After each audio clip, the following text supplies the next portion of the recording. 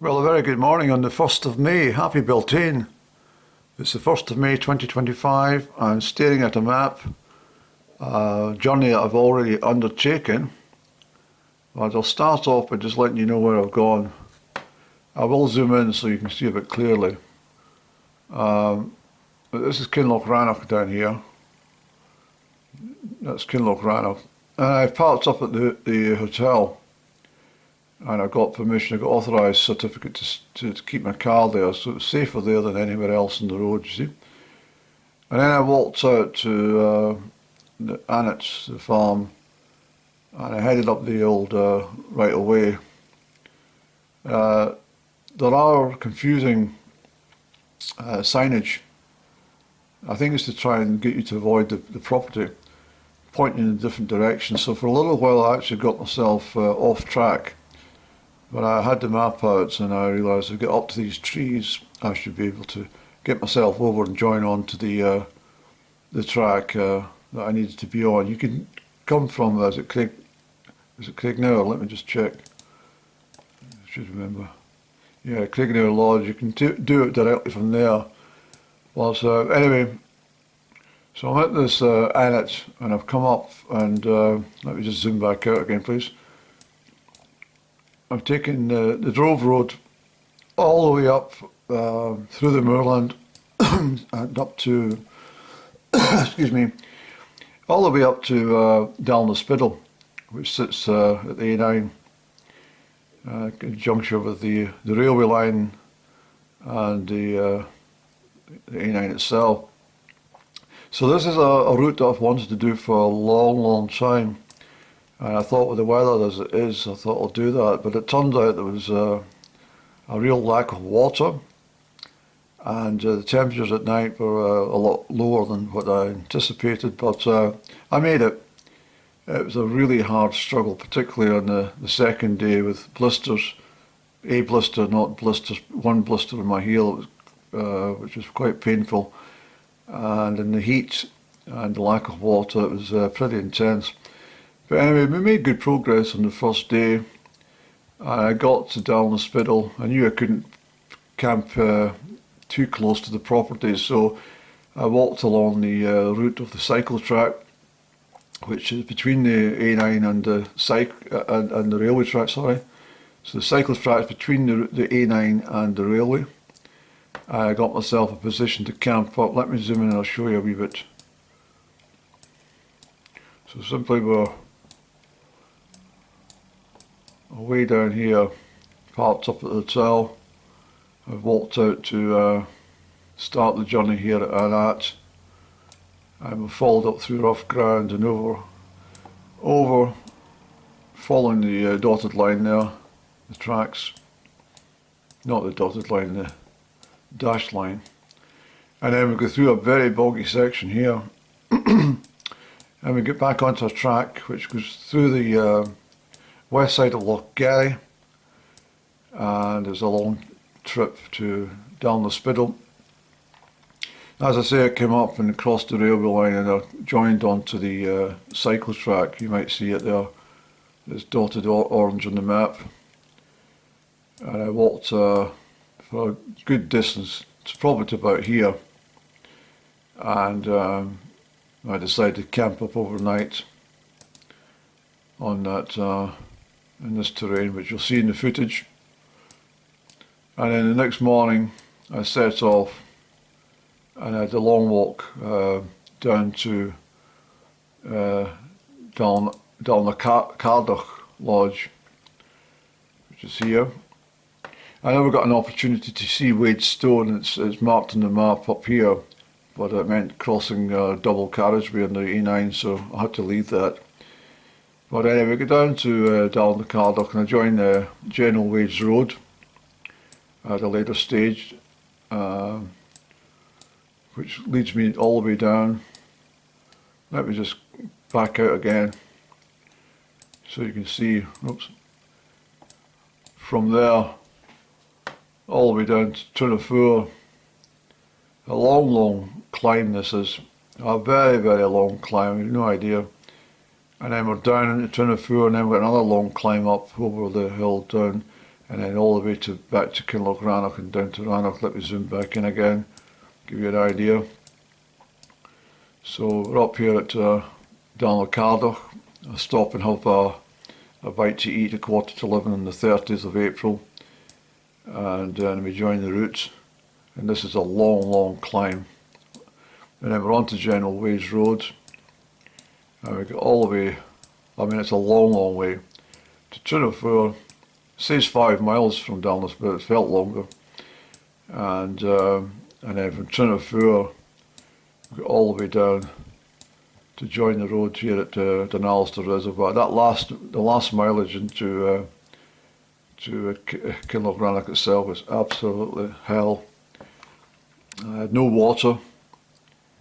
I had no water for about 6 miles or 7 miles, maybe about 9 miles actually.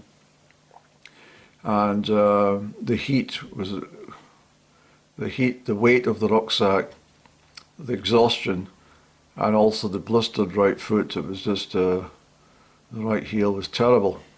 Sorry to mutter on, but anyway, I got to the shop. I had this horrible feeling it was going to close at 5 o'clock.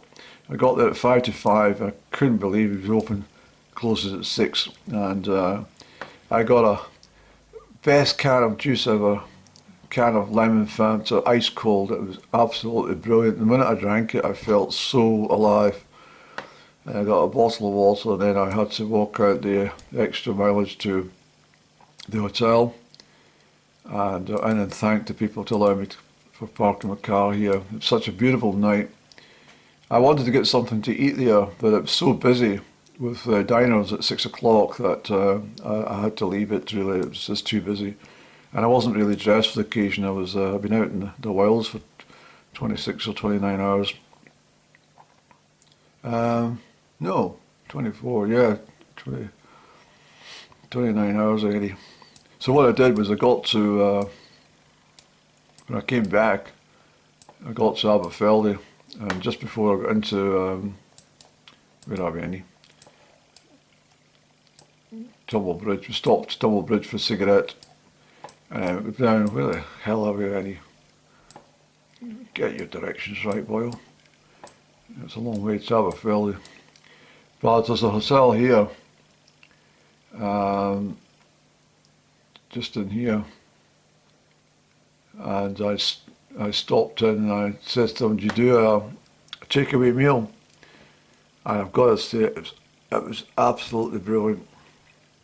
It was a real meal, but on a...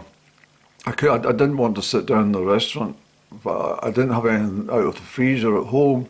I couldn't be bothered cooking when I got home. And in fact, sometimes you just got to part with the money, and I had a proper haddock with, it was potatoes, but they were chipped potatoes, but they were sort of homemade, and salad and everything. It was just beautiful. Tartar sauce, and I just had a feast, and I really felt the better of it. I slept well last night, but anyway, that's all that's muttering. So what I'm going to do is just show you one more time the route, because it was a long way, Annie. And basically what we did was we went from here all the way up there, all the way along here, and all the way back down here, and all the way back here. So what I'll do is I'll pick up on the footage. I start here on the day before departure in the garden when I'm setting up the Highlander tent, just to make sure it's all working okay, and then I'll pick up and show you the videos. I'll split it up because they're quite long. I think this is the longest segment. A lot of me muttering about it. So I wanted you just to see this part of it, so you're aware of the distances and the terrain. I should actually just show you the contours of some of these early stages on the route.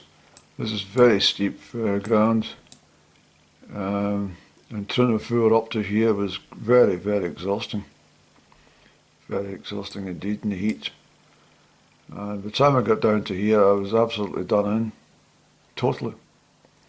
And I still had that way to go, but that's life. And I feel a lot better today. I'm back home and got everything out in the washing line. You'll see that.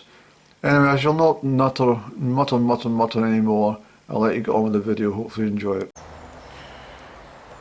Well, very good morning on the 28th day of April 25. And no, that's not my washing, it's lying on the grass. It's my one-man tent, my Highlander tent, which I've not used for a wee while. And I was just setting it up because you've got to find out if there's any problems before you go, because I'm intending to do quite a lengthy trip, and I'm going to head up from Rannoch through the old Drove Road up to Dalnaspidal.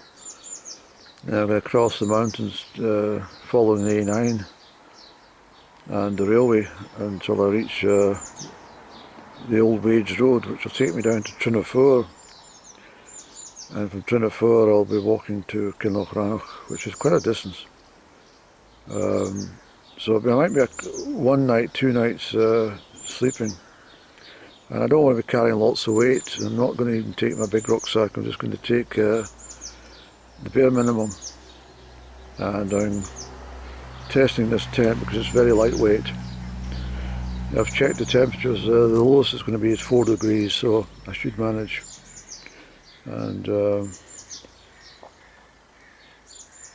yeah, so this is not the complete shell, of course. I've got to put the outer stuff on, but I wanted to make sure this is all right.